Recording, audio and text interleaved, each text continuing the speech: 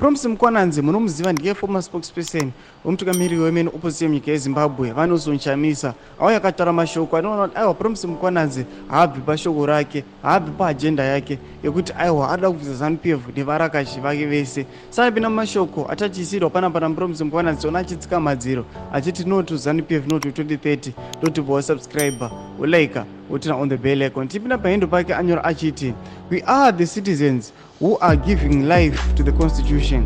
In the absence of that, it is just but a paper. The people have spoken, no to third term, no to 2030.